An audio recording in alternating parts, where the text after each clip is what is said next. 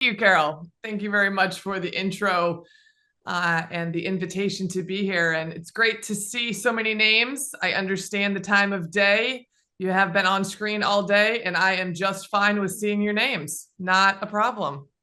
As Carol said, I come from the sports world, and there are so many similarities between athletics and teams and organizations or boardrooms, right?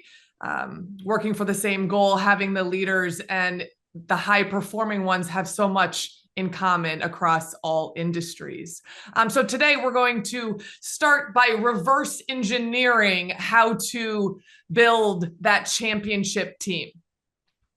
I strongly believe, and I think most of you would agree, that life is meant to be lived on teams. And I don't mean the virtual team or the Zoom world. I mean real life teams. We cannot survive without our teammates. And by that, I mean those that are in your house. Yes, we call them parents, spouses, partners, children, pets, but they're your teammates at home. There's team members and teams in your organizations that you work with, in your neighborhood, in the schools that your children go to or went to. Every group is part of a team. If we try to do it alone, meet the sales quotas or lose weight on our own or plan a spectacular getaway on our own, it's always much harder and it takes much longer. And typically we fall short of the potential. But when we incorporate our team members, we supersede what we thought initially was possible or what our initial goal may have been. And those championship teams, our player-led, coach-fed versus coach-led. You really want your teams, those high-performing, those championship teams, to be led by the team members, by the employees, by the staff. So let's reverse engineer how we get that championship winning team. The shift from coach-led to player-led only happens where there's a conducive culture. So one of connection, hard work, trust, and ownership. And that culture, that championship culture, starts with a championship mindset. And that mindset is the byproduct of your daily disciplines and habits that, when executed every single day over an extended period of time, become your standards. So now if we take it one step further, team standards and culture are a direct reflection of how you show up, your standards, how you choose to live your life. You can only lead others to the level of discipline that you have in your own life.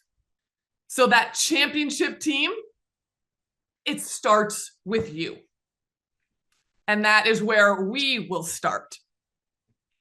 So I have a brief story, and I will go through this presentation story. I'm going to ask you all to do a little bit of work. I hope you have a pen or pencil and some paper to do some work. You came to a workshop. You're going to be asked to do a little work.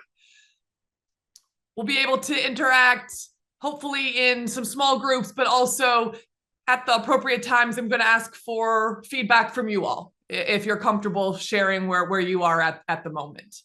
But my first story here, a quick story.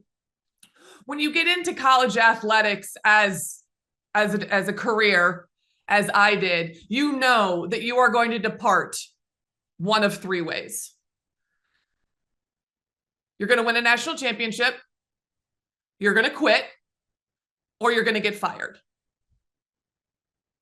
It's brutal, but that's the way it is. We all know that going in on day one. One out of the 362 head coaches at the Division I women's basketball level cut down the net on the final day of the season and can call them a national champion. I've got no rings. I won no championships. I am not a national champion. I'm also not a quitter. simply by the nature of college and professional sports, there are not a lot of quitters. You actually are an environment of ultra competitive people who are obsessively trying to find that edge, that way to win. So that leaves one way. On March 11th, 2019, my boss told me the program was going in another direction. Over the 5 years that I was the head coach at North Dakota State, we had some real success. We had some great games. We graduated every single one of our student athletes. We were involved in the community. But at the end of the day, in college athletics, I did not win enough games to keep my job. It was very cut and dry. I was fired. Has that ever happened to you? Maybe it wasn't getting laid off, but your life was going this direction and you had it all planned out and it seemed to be moving quite nicely. And then something happened. Maybe you did get laid off, or you went through a divorce, or you had a grim medical diagnosis in your family. And all of a sudden you find yourself over here going down a completely different and unexpected path.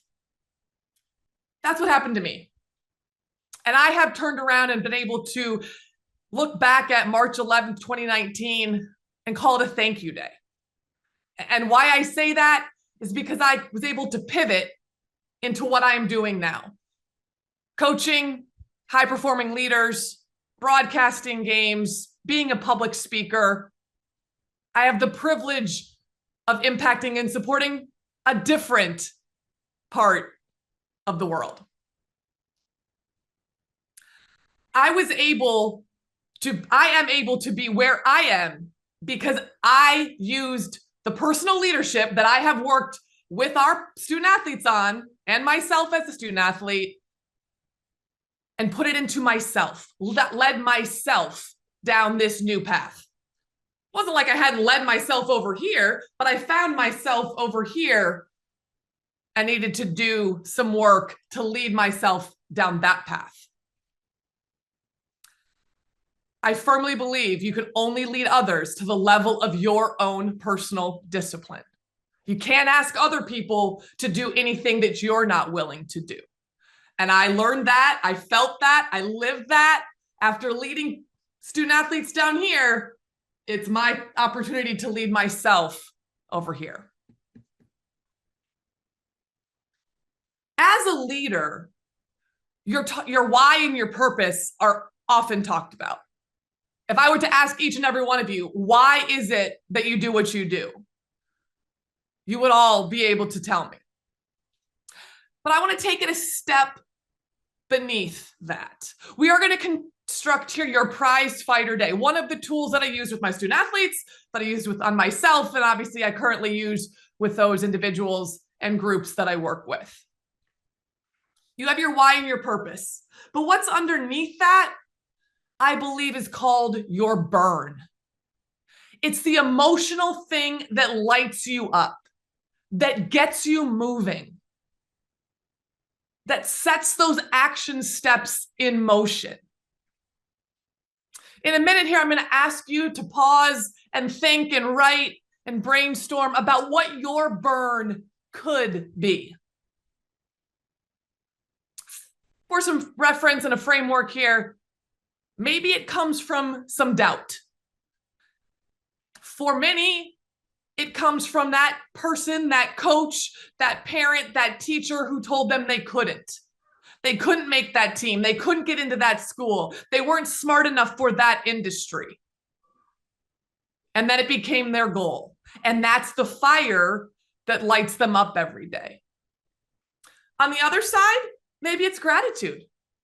Maybe your burn comes from somebody or some situation that you are grateful to have gone through. Somebody else paved the way for you. For me, as an example, my burn, I call it the big three. My parents live in the Midwest, a solid 1,000 miles away from me. I want to, and I have to travel to see them. That is my commitment to them. My burn every single day is so that I can be present, even though I live 1,000 miles away. That's the energy, that's the spark that I take to my work, my office every single day. So here's your first piece of homework. Here's your first task. What is your burn? What is the fire that ignites your why and your purpose? Nobody has to share this, but I'm going to give you a minute or two here to think, to write, to brainstorm. There's no right or wrong answer. It's personal to you. We are constructing here your game plan, your prize fighter morning. So we're going to come back to your burn. If it's not polished and perfect, that's okay. You'll have opportunity to try it on, give it a try out, and come back to it next week. My first question here for you is, whose voice do you hear every day? You probably hear many voices. Whose is loudest? Whose is most consistent? Whose voice shows up every single day, all the time? You might say your child's, your spouse's, your partner, your boss, somebody at the office, the squeaky wheel. And although that's not wrong, you hear your own voice the most. So controlling and choosing your thoughts is so very vital. Your self-talk, how you speak to yourself, is 100% within your control. By controlling and choosing your thoughts every day, you are priming yourself to withstand and attack the adversity that comes. We know it's going to come. It comes from all sides. As leaders, you get it everywhere. The next part of our prize fighter day here is your I am statements. I come from the sports world. I absolutely loved the Olympics.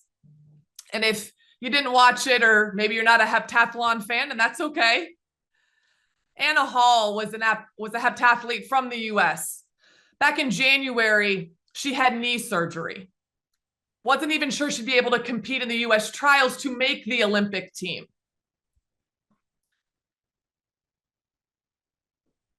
Every single day of those Olympic trials, she wrote her I am statements in her journal.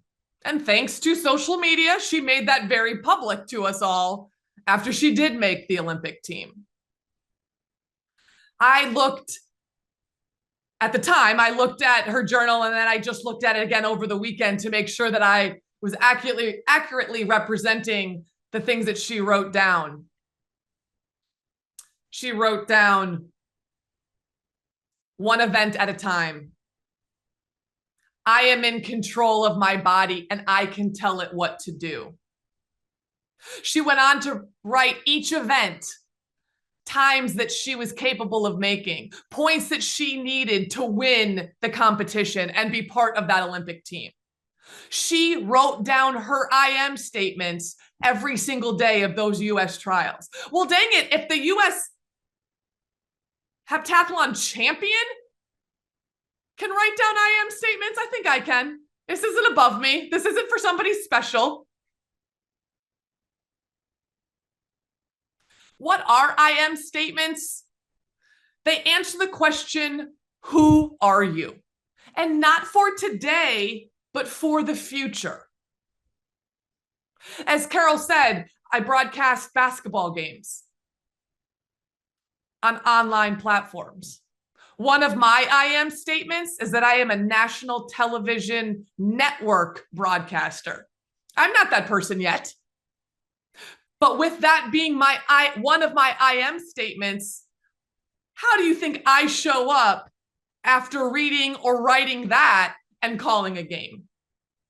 You show up with a whole different level of accountability and energy, I'll tell you that.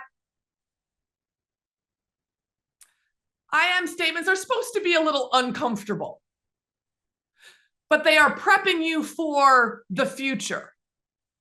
They are forward thinking.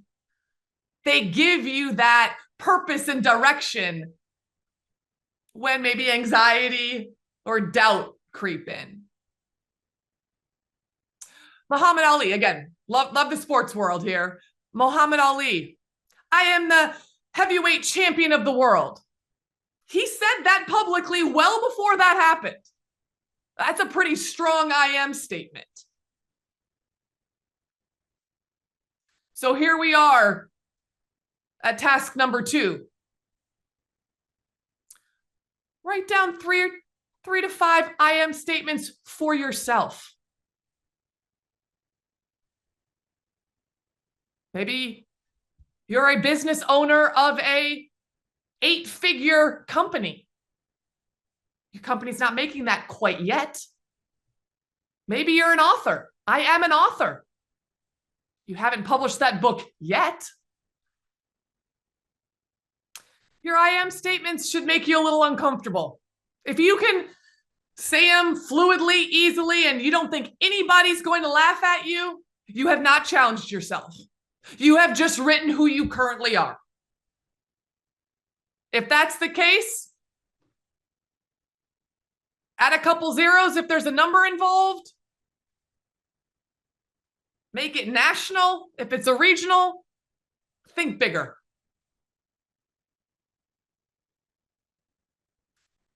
Part number 3 of our Prizefighter Day is an act of service to others. Taking the focus off of yourself and onto others. Supporting, giving, sharing to others. John Wooden, the legendary UCLA men's basketball coach, he's got a lot of famous quotes. One of his motivating and inspiring quotes is, "You have not had a great day until you have given to somebody else with no expectation of anything in return." What can you commit to doing every single day as an act of service to others? Doesn't have to be big, doesn't have to take you long.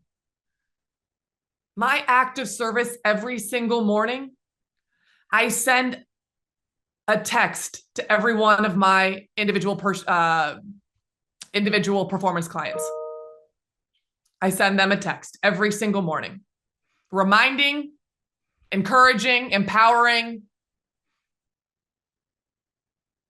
There are some clients that respond right back. There are others that have never responded. They allude to them like in our coaching call, but they've never responded to. That's fine. Maybe that text goes out to family members that you don't see on a regular basis. Maybe that's checking in on a neighbor every day. When we think of legacy, leave your legacy. What was that person's legacy? It always comes after the fact. And why is that? Does it have to be that way? I don't think so. I don't think so at all. I challenged our student athletes, the people I work with now, to live your legacy. So think about it. When you leave your current position, when you leave the neighborhood you live in, heaven forbid when we all are no longer here, what are the people going to say about you? That's your legacy. And that's the common way that people talk about legacy. But why not talk about it as a living legacy right now? Task number 4 here. What is your legacy statement? How are you living every single day now? I don't share any of my personal examples to impress anybody, but for guidance. Oftentimes the creativity flows, right, when you have a thought partner and somebody sparks a seed. My legacy statement is I show up with energy and margin every day as an example to others. It is my choice. Might not always be easy, but it is my choice. What's your legacy statement? Might not be perfect and polished and perfect English, and that's okay. Establishing your burn, writing your I am statements, committing to an act of service, writing and reciting your legacy statements. When you have completed those 4 items, you've just completed your prize fighter day. It's a 5-minute game plan. It's a 5-minute action plan. That again, I do, my student athletes did, my teams did, the people I work with now do, to prime themselves for whatever is coming their way. When you have taken care of yourself, your mindset in the morning, you can handle what comes in your door. And my most recent example of the strength of my prize fighter day, earlier this summer, I got a phone call at 6:25 a.m. I was working out, about to work out at 6:30 at the gym, and I got a phone call from my boyfriend who said, we got a problem. I just came out of the gym on Frankfurt Avenue here, and yeah, your car was hit by a stolen Tesla. I didn't even know that was possible. Pushed over a fire hydrant and into a telephone pole. Do you want to talk to Officer Smith? Yeah, I would like to talk to Officer Smith, please. I had a very level head. I was very calm about what was said. And I completely know it has a direct connection to the fact that I executed my prize fighter day 30 minutes before that phone call. I was in a good mental space. I had taken the 5 minutes to prep myself for the day. Yes, my car was totaled. No, they have no idea who hit it. And, thanks to insurance, I got a new car. But that's my most recent check the box. Yes. Prize fighter days work. In sports, athletes are constantly reviewing game film. If you watched the Eagles game last night, it was brutal. I'm sure they're watching film today. What did we do wrong? How did the complete meltdown happen?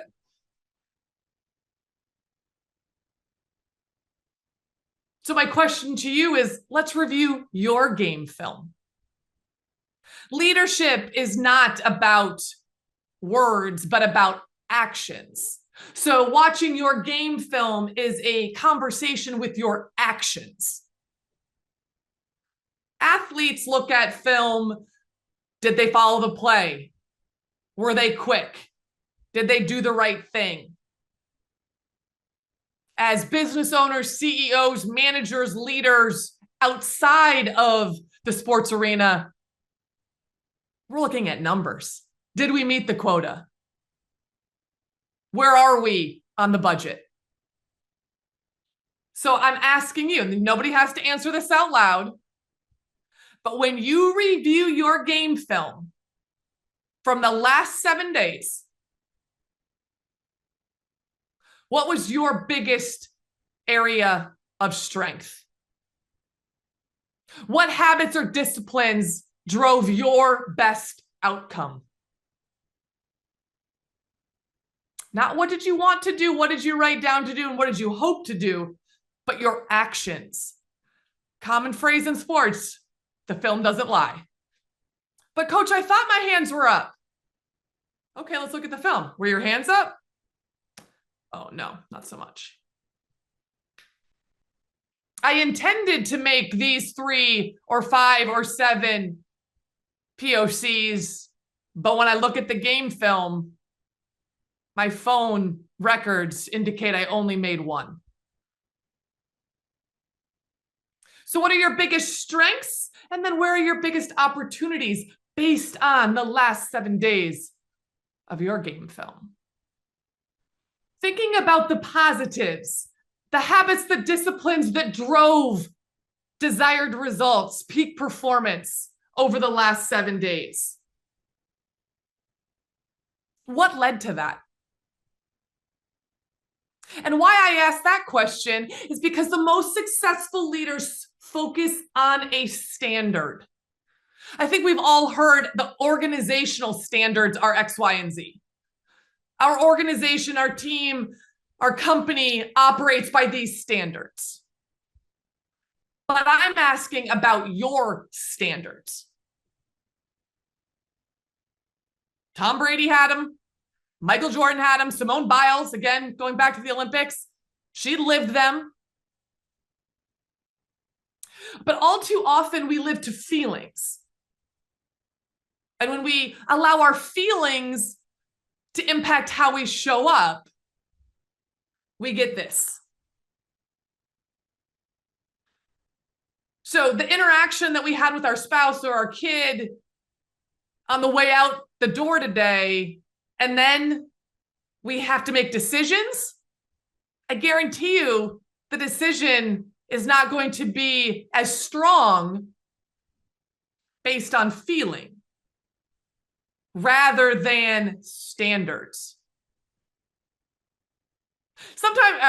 Oftentimes we think that the feelings are always the negative, right? Like, well, when I'm angry, when I'm upset, when I've had a difficult conversation, the feelings that I have are negative. Well, the same can be true with the euphoric feeling. I'm winning. This is great. I just closed the biggest sale that I've had in 3 months. And then we make decisions off of that. Again, not very solid. So I'd like to introduce the idea of standards over feelings. Our prize fighter day that we just constructed, our burn, our I am statements, our acts of service, our legacy statement, that can all get done in 5 minutes in the morning. That's your game plan for the morning to set you up for success. Living by standards is creating the game plan for the entire day. Standards are not about the result. Standards are about how you show up every single day in certain categories. Standards do not come with emotion. Standards are non-negotiable. Standards take away that mental gymnastics that we have. Should I hit snooze? Should I get out of bed? Should I go off in this email? Should I push pause and answer in a couple of hours after I have given it more thought? Should I flip out that somebody at home didn't tell me we have no mail? Or how do I respond? When we operate to standards, we hop out of bed in the morning because the standard is we don't hit snooze. I am challenging you here. Now, another piece of homework. I am challenging you to come up with 3 to 5 personal standards that you can live and operate by. Standards are individual. They're meaningful. They push you forward. They breed confidence in yourself. Now, standards are not a goal. The goal isn't a number. A standard is not a number, excuse me. But your goals will be achieved by living to standards. So there's 4 areas that I would highly encourage for you to create standards within. The first is your communication. Establishing your personal standard around communication. One of my clients that I worked with earlier this morning, I know that her standard around communication is clear and concise.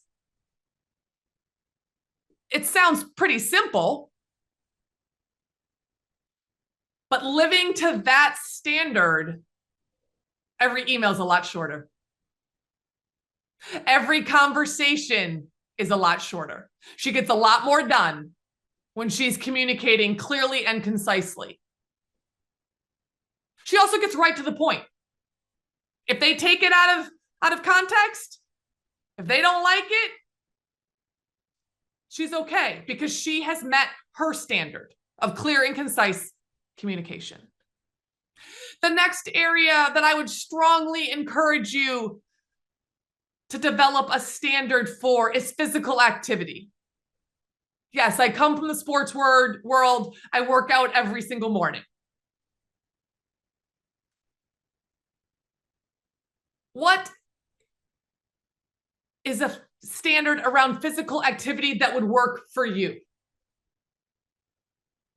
Is it a bike ride? Is it a walk with your spouse or your partner? Is it going to the gym?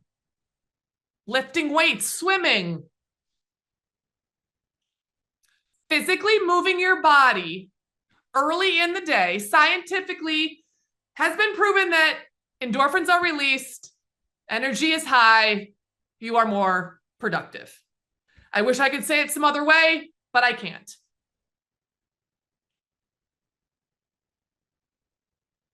We don't all have to do the same thing, and we don't all have to do it at the same hour.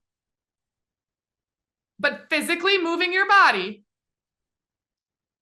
every single morning will get you results that you're looking for in work.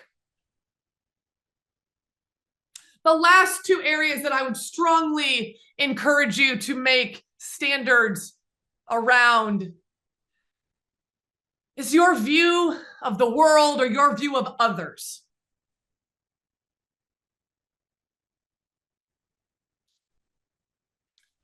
And also your view or your perspective of yourself.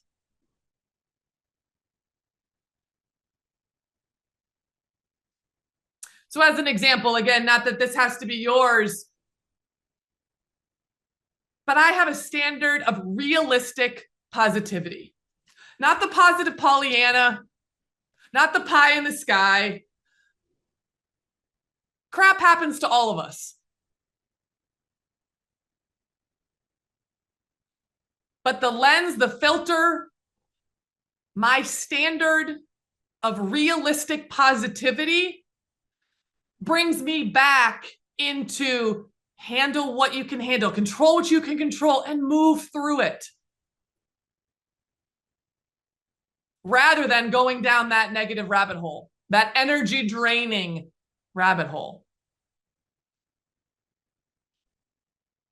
So write those 4 things down.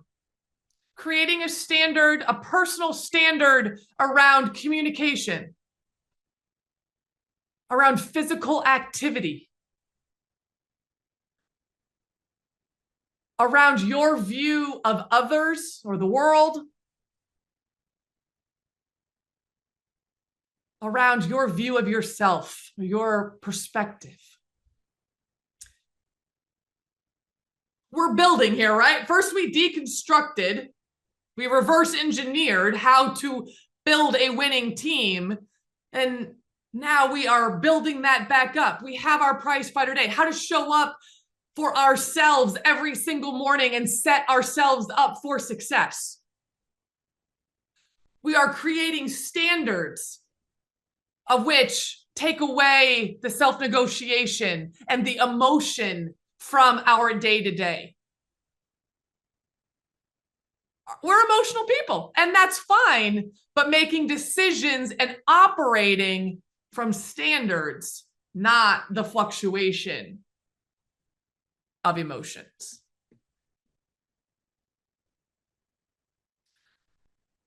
as leaders, your personal standards might be slightly different from the organization, the company, the team that you lead. But I'm willing to bet they're going to be pretty close because you're the leader, because you're the CEO, you're the boss, you're the manager, you're the department head. And when everybody else knows the standard, it's very easy to hold that standard. And we think about it with teams, we don't always think about it with ourselves. With our prizefighter day and with our standards, it's so very important to build the environment where those are present. How many times have we written out goals, thought about ideas, maybe written them down, put them in the notes section of our phone, and then the next best thing comes along and we forget? It happens to all of us. We all have that shiny object syndrome, right? Like, oh, this sounds good. Oh, I like that. When it comes to your prizefighter day or when it comes to your standards, make them present. My standards are right here. Nice little laminated standards over feeling and what my standards sits right here on my desk. My prizefighter day is right here. I'm looking down on it right now underneath that piece of plastic on our desk so I can still write on it, but it's right there. I look at it every single morning. Look at it every single time I clear off my desk, at least. In athletics, talking about setting your teammates, setting yourself up for success is a daily conversation. Should be no different for you. Personal leadership, developing some standards, and now taking that to your team. Again, that team could be at home, that team could be at work, it could be on the block, it could be in a social group that you're a part of. And let's be honest, we're all parts of many teams, and we lead many teams. Another quick story here for you. As Carol alluded to, I was the head coach at North Dakota State University for 5 years. And I walked in the front door of the Bison Sports Arena in the spring of 2014, and I had never led a team before. Yes, I had played in the Final Four and been a starter on my Penn State team. I had coached in the Sweet 16, coached in the Elite 8, coached on 3 Big Ten championship teams, but those were different because I was an assistant. I was in a different role. But come the spring of 2014, I was in control, and I had 15 young women looking to me for all of the answers. And just the way that the hiring process goes, I was a complete stranger to all of them. Some of them were skeptical, some were excited. But at the end of the day, I was a stranger and I needed to execute my game plan. I had been preparing for this. I had never done it, but I had been preparing for this. And so I started to execute by investing my time into getting to know these players as people. So we spent time away from the court, away from my office. I wanted to hear their personal stories, build personal relationships that had nothing to do with their skill set. It was important for me to lay that foundation, that one of connection and hard work and trust and ownership. And you could really see each individual meeting that we had, staff meeting, you could feel them kind of relax, start working together, growing together, and really allowing us as coaches to push them and ask for a little bit more. So while that was happening over here, I had just hired a new staff. Again, they were strangers to me. And so I'm asking for their input every single day, their opinions on everything. And we all knew I was the rookie. It was their responsibility to bring ideas, beliefs, experiences, and my job to consider it all and decide what was best for our team right then and there. So we're trucking along. I get hired in the spring of 2014. Now we're into January of 2015, played about 10 games, and we're facing South Dakota State, our Southern rival. In all sports, rivals mean strong dislike, increased emotion, increased media coverage, extra ticket requests from your family and your friends. A lot more fans come to rivalry games. And of course, there's nerves. In the last 9 years of that North Dakota State, South Dakota State rivalry, NDSU was 1-19. One win in the last 9 years. And I know what you're thinking, because it's true. We were not expected to win. I was the rookie head coach. Why should we win? But we did. We beat South Dakota State 83-78 that game. And not only did we win, but we were leading 39 of those 40 minutes. We were calm, cool, poised. We had 4 players in double figures. In sports, you would say we were in the zone. The players were playing for each other. You could tell that they were invested and they trusted each other. And the coaches, we could feel that. And what we could feel was our culture. Culture is a feeling, it's an energy, it's a vibe, and it's awfully hard to write down. But you know when you have it, and you know when it stinks.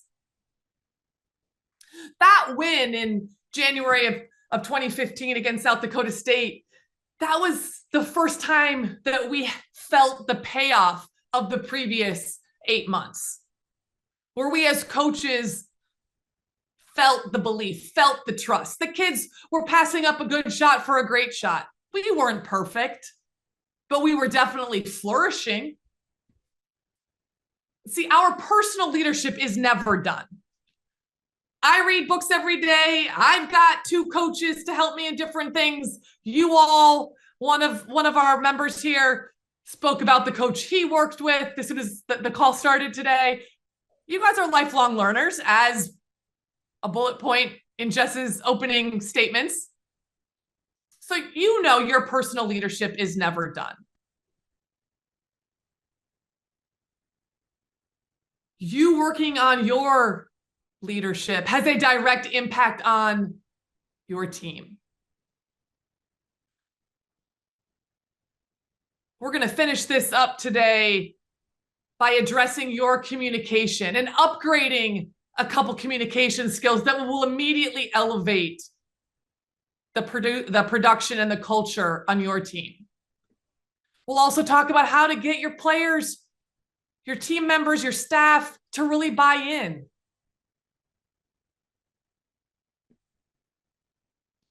We'll get back to the culture, the vibe, the feeling, your role in establishing it, and how to get it to be player-led, coach-fed.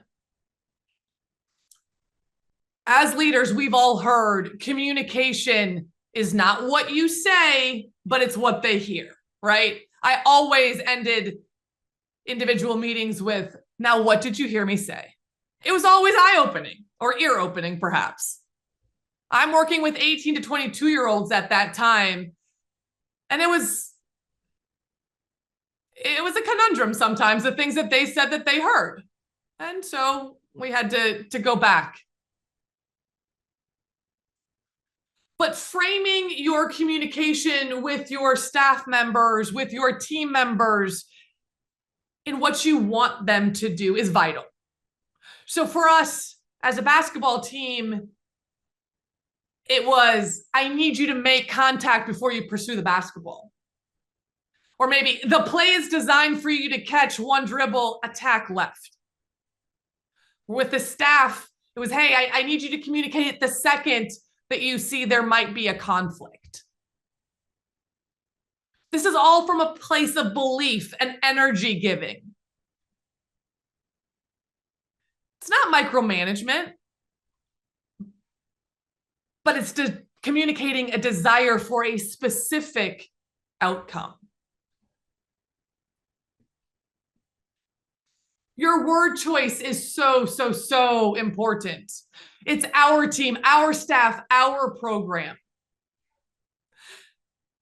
This isn't to be answered out loud, but do you talk about your team or our team? Is it your organization or our organization? So does that sound like my team or our team?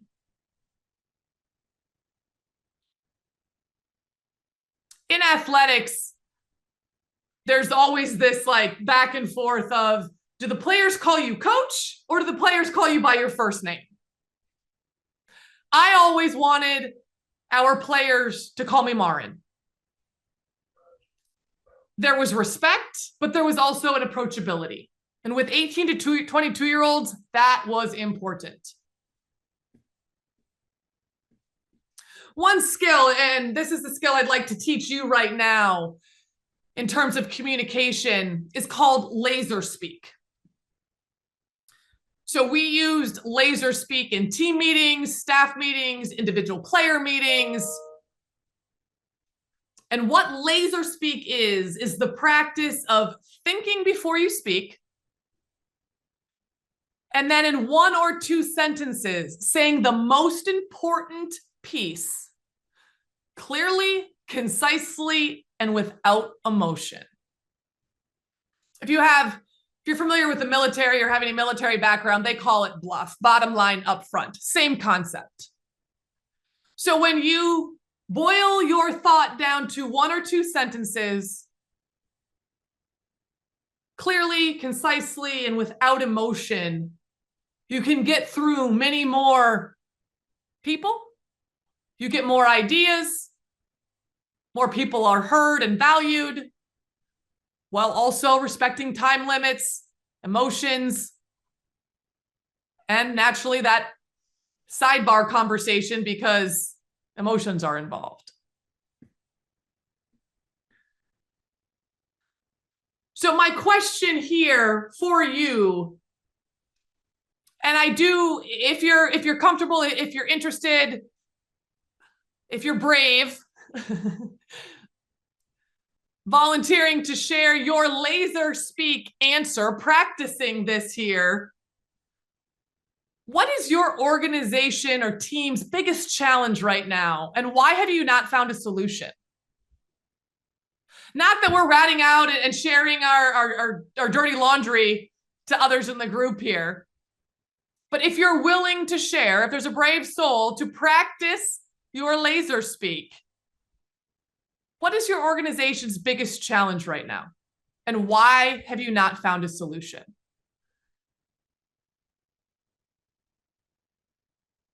Is there anybody that wants to step out? Perhaps, Jess, this is an opportunity for us to break into smaller rooms, if that would be a more conducive environment for a little breakout. Thoughts? Sure. Yeah. What size do you think would make the most sense? I think if there's 3 or 4 in a group, 3 in a group, I think, we have probably about 20 minutes that'll give. And we can be in the groups. We don't have to be in the groups. Sure. And what was your time frame? What do you think sounds like a good maybe? Let's go for 4 minutes. So everybody will have a little bit over a minute. And I will type in the chat here what our question is. Answering that, giving you a moment to practice a little laser speak. Are we back, Jess? I don't know how many rooms are. Oh, not quite.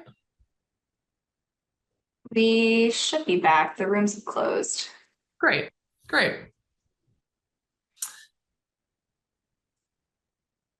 Thank you for those who stepped in and shared and practiced in our room, I saw the laser speak, because it's a new skill, come at the end of the problem and why we haven't found the solution.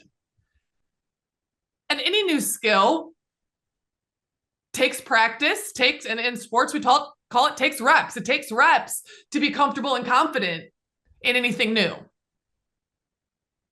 And so the folks in my room worked themselves into wonderful laser speak answers. In line with the communication is the acknowledgement component. So catching your team members, your staff in the right.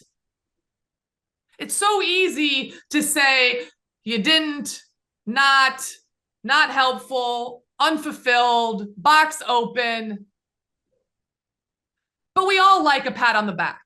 And that doesn't make us soft. It makes us human. With a basketball team, shouting out, publicly acknowledging my 18 to 22-year-olds on our team was so vitally important. We on our staff called these unexpected positive touches. Oftentimes they were high fives. We ended every single meeting, every single practice in a circle where we could all see each other, and in popcorn style, allowed the staff and the team to point out the positives that happened that day. Hey, she set a really good screen. She was super vocal. When I had my head down, she came over, gave me a little pep talk. That's finding people doing it in the right. As the boss, as the leader, people want to meet your expectations. That's just the nature of how this goes. So in an open mic forum here, and this might be a little bit easier to throw out and have a little bit of interaction here, in the organizations that you are parts of or lead, what are unexpected positive touches that you are either currently doing or that you could easily implement? Anybody have any ideas of how you can, or maybe you are catching your team members doing it in the right? Other groups that I have worked with, talk about the newsletter that gets sent out, the intranet billboard that they have within the company. Other leaders I know leave handwritten notes. And this isn't just around the holiday or a birthday. This is after a presentation. This is after getting data, getting numbers, meeting a deadline. But as the leader, it's important to do what is authentic to you. I don't expect you all to be high-fiving walking out of meetings. That might not work for your environment, and that's okay. I was going to say, I don't do it anymore with my current team, but I used to. Every day we would have a talk, the entire team, call it the talk du jour, for 5-10 minutes. We would talk about what's going on, what was coming up that day, expected issues. I would bring up also the vision once a week of where I wanted to see the team going. But every day, 8 o'clock, maybe 8:15, I forgot, we would meet all together for 5 minutes. And that was an idea that came after a seminar regarding, I think it was Hilltown, some hotel group. That's what they were doing every morning with the maids and the people working in the hotel. And I thought it was a great idea, and it worked out really good for me at the time. Thank you for sharing, Jerome. Thank Sure. you. Yes. You all have meetings already in place. Morning meetings, late in the day meetings, Monday meetings, Friday meetings, opening the floor to include Carol. Thanks so much for the X, Y, and Z. That was well received by the board. Really want to say thank you to that. Things of that nature. Everybody wants to be acknowledged. Even when they act like they're shy, everybody wants to be acknowledged. So let's continue, I should say, with those team members, with the staff, with the players, so to speak. The question I get a lot, and we got it as basketball coaches as well, is how do you get the buy-in? How do you get the team member, the staff member buy-in? In laser speak, give them autonomy and define their roles.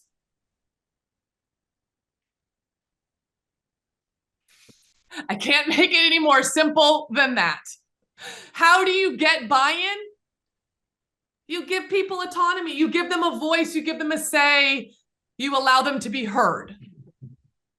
And you give clearly defined roles. I always called those non-winning decisions and winning decisions. Obviously, the winning decisions I had much more influence on and asked the appropriate people for help. The non-winning decisions, I turned that over to our players. As coaches, especially in the athletic sphere where we are constantly looking for the edge, how we're going to win, there's a lot of control freaks. There's a lot of like, I have to have my hand in everything and I have to be in control of all of this. And so it was a work in progress for me to hand over the non-winning decisions. If it had impact on the competitive advantage of our team, absolutely. It was a winning decision and I needed to be involved in that.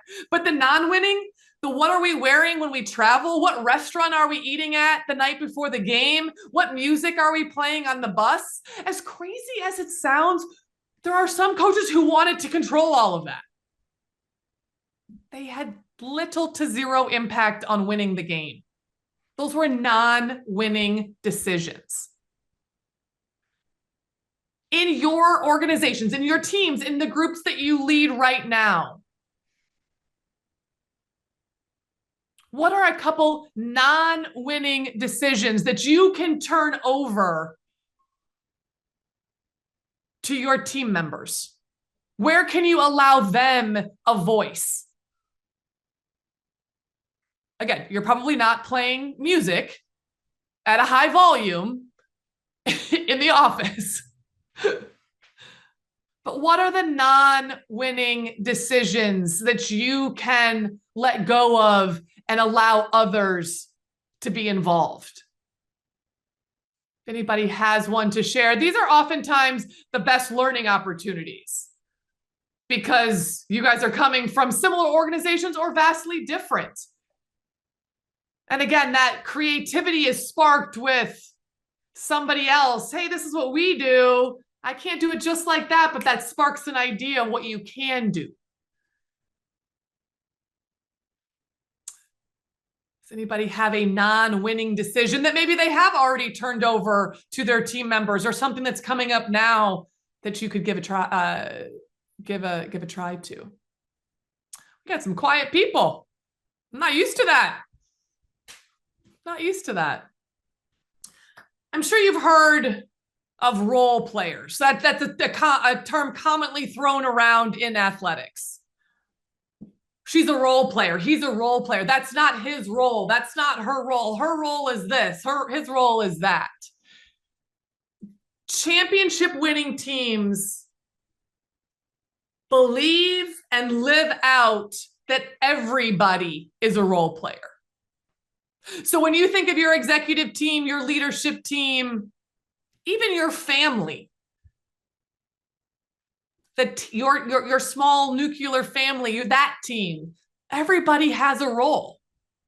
Everybody's role is different, but every role matters. Nobody likes to be the one who has to take out the trash the night before trash day. But that role matters, because if they don't do it, it's a problem 3 days later. It worked out for us to have a staff retreat every August. That's just the way the calendar works for all college women's basketball programs. So every August, after having individual meetings with our staff, we met, went off campus for a full day. And one thing that we did is go through our staff handbook and roles and responsibilities. Now, granted, some staff members had worked with me for 2 or 3 years. Others were brand new. But clearly defining each and every single person's role single-handedly eliminated the most questions, the most interruptions that I got. So when the question arose, when somebody on staff didn't know where to go, it wasn't, hey, go ask the head coach, go ask the boss. I bet the boss knows where that is. How many times do you get interrupted throughout the day and your flow of tasks gets interrupted? Creating a handbook where everybody's role was clearly written out eliminated that. That might be a stretch. Significantly reduced the number of questions that I got on a daily and weekly basis. Now, it also empowered all of the staff to be problem solvers. I always said, don't be the adversity announcer, be the problem solver. So it empowered everybody to own their role and collaborate with others so that things kept moving down the pipeline. So by the time it got to me, it was a solution pretty polished. The litmus test that I always felt was beneficial was if one of our staff members left and immediately somebody stepped in, would they be able to carry out that previous role and responsibility? Not that that's what I wanted them to do, you understand, but that's how detailed it needed to be, that they could come in, and this happens, especially in women's basketball, that assistant coaches go on maternity leave. And so they are plucked away kind of like that, and somebody, a student manager, a graduate assistant, somebody else is stepping in to take over their roles and responsibilities. And where do they go? That staff handbook. So your last task here is, what is the status of your team or staff handbook? It could be on an index card. It could be a published document on your company's intranet. But what is the status, and where immediately do you think you could elevate and upgrade that staff handbook? When everybody knows what their role is, when they have autonomy, they are the example. They are building the foundation for the culture of your program, of your organization, of our program. So going back to that culture, that energy, that vibe, that feeling that you have.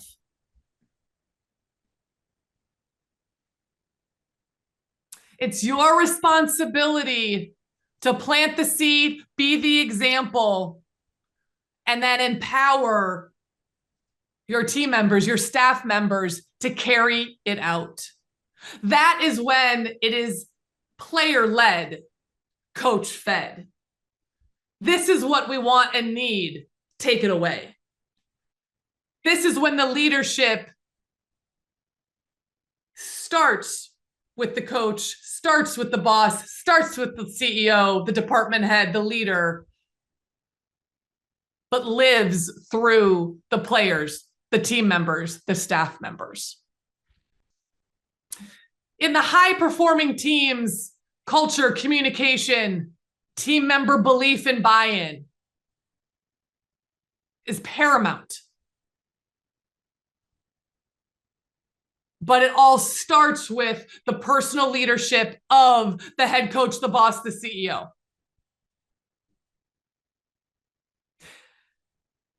In sports, the saying, the team is often a reflection of the office, meaning dysfunction, bickering, inconsistent effort during the basketball game is a direct reflection of inconsistent communication, gaps in communication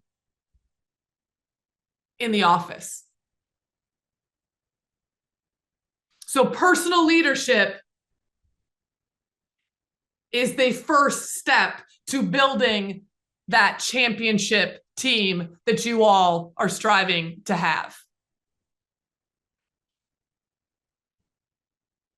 So as a review, your personal leadership starts with your prize finder morning, that 5 minutes where you connect with your burn, read out or write out your I am statements, give to others with no expectation of anything in return, and say that legacy statement. 5 minutes to prime yourself for the day.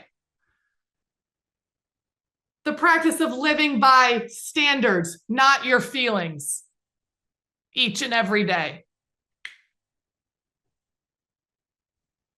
And then communicating, finding your team members and staff members doing it right, unexpected positive touches,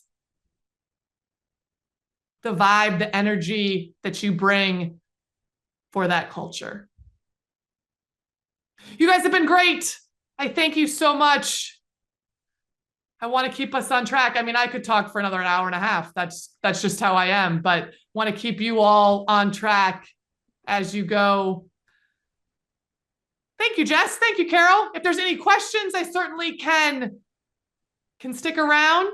But I understand we all operate by our calendars these days, right? Like boom, boom, boom. But if there's any questions, I can certainly stick around. I want to thank you for your time and the opportunity, Carol. Thanks, Well, Maren. Thank you so much, Maren, for bringing us this wonderful presentation, and Carol for organizing it. I will leave your contact slide up on the screen in case anyone has any follow-up questions later down the line or wants to get in touch. And thank you all so much for coming by. If there's any lingering questions, now is the time. And if not, thank you all for being here. This was a really wonderful presentation.